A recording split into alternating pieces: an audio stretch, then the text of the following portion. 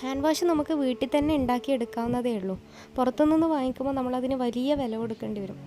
നിങ്ങൾ ഈ ചാനൽ ആദ്യമായിട്ടാണ് കാണുന്നതെങ്കിൽ എൻ്റെ ചാനൽ സബ്സ്ക്രൈബ് ചെയ്യാൻ വേണ്ടി മറക്കരുത്. അതിൻ്റെ കൂടെ തൊട്ടപ്പുറത്തോടെ ഒരു കുഞ്ഞു ബെല്ലൈക്കൺ അതുകൂടി പ്രസ് ചെയ്യുക, എന്നാൽ നിങ്ങൾക്ക് നോട്ടിഫിക്കേഷൻസ് ലഭിക്കും. ഇതേപോലത്തെ ഹാൻഡ് വാഷിൻ്റെ കുപ്പി കൂടി ഉണ്ടെങ്കിൽ നമുക്ക് അതിലേക്ക് ഒഴിച്ചു വെക്കാവുന്നതേ ഉള്ളൂ ഹാൻഡ് വാഷ് ഉണ്ടാക്കി കഴിഞ്ഞാൽ. ഞാൻ ഈ 2 ബോട്ടിൽ ഒഴിച്ചു കഴിഞ്ഞിട്ടും നമുക്ക് ഒരുപാട് ഹാൻഡ് വാഷ് മെച്ചം വന്നിട്ടുണ്ടായിരുന്നു. ഞാൻ അടുത്ത വീട്ടിലൊക്കെ കൊടുത്തു. നമുക്കിതെങ്ങനെയാണ് ഉണ്ടാക്കുന്നതെന്നുള്ള വീഡിയോ കണ്ടിട്ട് വരാം. നമുക്ക് ഹാൻഡ് വാഷ് ഉണ്ടാക്കാൻ വേണ്ടിയിട്ട് വേണ്ടത് സോപ്പാണ്. സോപ്പ് നമുക്ക് വേണമെങ്കിൽ പുറത്തുനിന്ന് വാങ്ങിക്കാം, അതല്ലെങ്കിൽ യൂസ് ചെയ്ത് ബാക്കിയുള്ള സോപ്പായാലും മതി. പിന്നെ ഗ്ലിസറിൻ വേണം. ഗ്ലിസറിൻ നമുക്ക് മെഡിക്കൽ സ്റ്റോറിൽ നിന്നൊക്കെ വാങ്ങിക്കാൻ വേണ്ടി കിട്ടും. അതിന് 25 രൂപയെ വില വരുന്നുള്ളൂ. പക്ഷെ നമ്മളിതിൽ നിന്ന് വെറും 2 സ്പൂണ് മാത്രമേ ഗ്ലിസറിൻ എടുക്കുന്നുള്ളൂ. പിന്നെ നമുക്ക് വേണ്ടത് അടുക്കളയിലൊക്കെ പച്ചക്കറികളൊക്കെ ഗ്രേറ്റ് ചെയ്യാൻ വേണ്ടി യൂസ് ചെയ്യുന്ന ഇതുപോലൊരു സാധനമാണ്. ഇത് നമ്മൾ എപ്പോഴും യൂസ് ചെയ്യുന്നത് എടുക്കരുത്, കാരണം സോപ്പ് നമുക്ക് ഗ്രേറ്റ് ചെയ്യാനുള്ളതാണ്. ഇതുപോലെ സോപ്പ് ഇതിൽ ഗ്രേറ്റ് ചെയ്തെടുക്കുക നന്നായിട്ട്.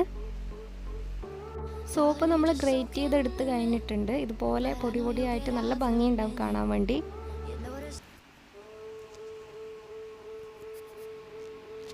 ഇനി അടുത്തത് എന്താണെന്ന് വെച്ച് കഴിഞ്ഞാൽ നമുക്ക് 100 ഗ്രാം സോപ്പാണെങ്കിൽ 2 ലിറ്റർ വെള്ളമാണ് ഉപയോഗിക്കേണ്ടത്. അപ്പോൾ 2 ലിറ്റർ വെള്ളം എടുത്തിട്ട് ഇതിലേക്ക് ഒഴിക്കുക.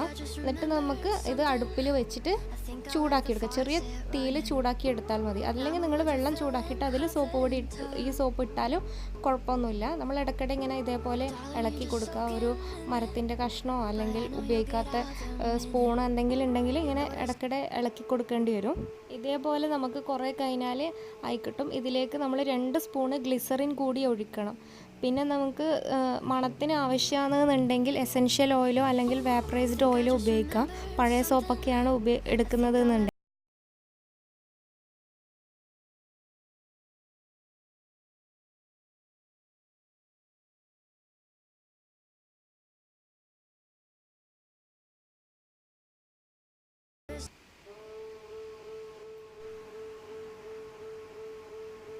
സോപ്പൊക്കെ അലിഞ്ഞ് കഴിഞ്ഞാൽ നമുക്ക് തീ ഓഫ് ചെയ്യാം.